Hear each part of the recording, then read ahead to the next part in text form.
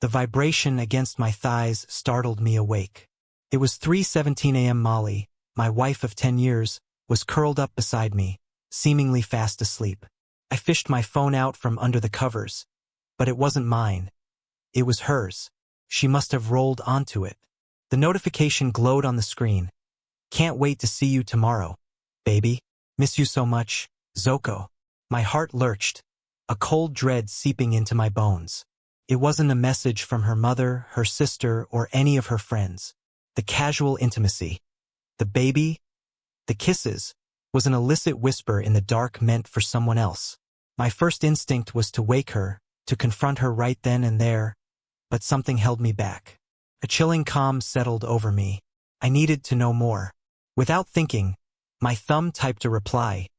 "Tomorrow? What time should I expect you?" I slipped her phone back onto the nightstand and pretended to sleep, my heart hammering against my ribs. It felt like an eternity, but mere seconds later, her phone vibrated again. I felt her stir beside me. She fumbled for the phone, the screen illuminating her face in the pre-dawn gloom. I watched through slitted eyes as she read the message. Her eyes widened, her breath hitched, and the phone clattered onto the hardwood floor. She bolted upright, her eyes darting to me. "Pooh! I," she stammered, her voice barely a whisper. I sat up, feigning grogginess. "What's wrong?" I asked. "Nothing," she said too quickly. "Just a bad dream." She scrambled out of bed, picked up her phone, and rushed into the bathroom, locking the door behind her. The confirmation slammed into me like a physical blow. My suspicions, which had been simmering beneath the surface for months, the late nights at work, the hushed phone calls, the vague excuses, were all true. Molly was cheating on me. I lay there staring at the ceiling, the world as I knew it crumbling around me. We had built a life together, a home, a future, and now it was all tainted, poisoned by her betrayal. The bathroom door finally clicked open. She emerged pale and trembling, her eyes red-rimmed. She didn't meet my gaze. "We need to talk," she began, her voice choked with emotion. "I think we do," I replied, my voice chillingly calm. "Who is he?"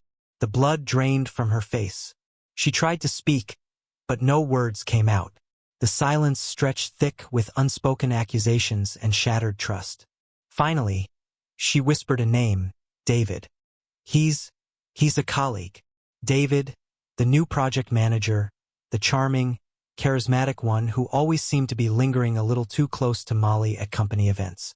It all clicked into place. Over the next agonizing hour, the sordid details spilled out.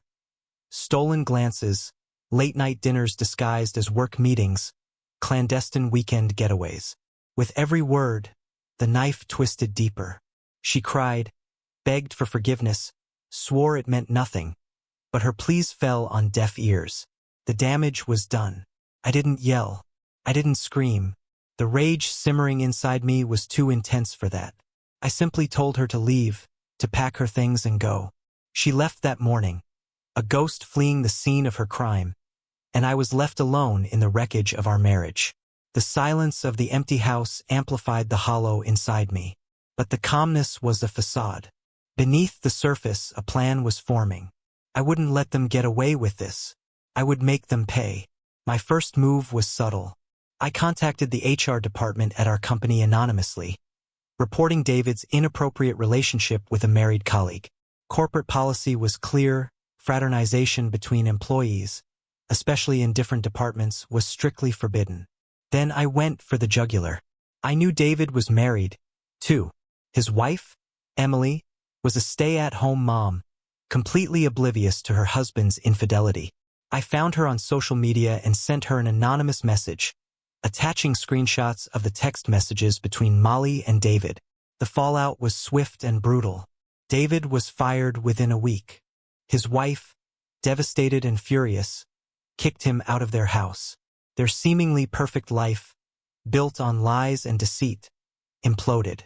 But my revenge wasn't complete. I wanted a confrontation, a chance to look David in the eye and see the fear and shame reflected back at me. I tracked him down to a local bar. He was sitting alone at the counter, nursing a drink. I walked up to him, my heart pounding with a mixture of anger and satisfaction. "David," I said, my voice low and menacing. He looked up, his eyes widening in recognition. He paled, his hand trembling as he reached for his drink. "Paul, he stammered. "Enjoying your drink?" I asked, my voice dripping with sarcasm. He didn't answer, just stared at me. His eyes filled with a mixture of fear and guilt. "You know," I continued, leaning closer, "I always thought you were a decent guy. I guess I was wrong." "I'm sorry," he mumbled, avoiding my gaze. "Sorry," I scoffed. "Sorry doesn't cut it, David. You destroyed my marriage.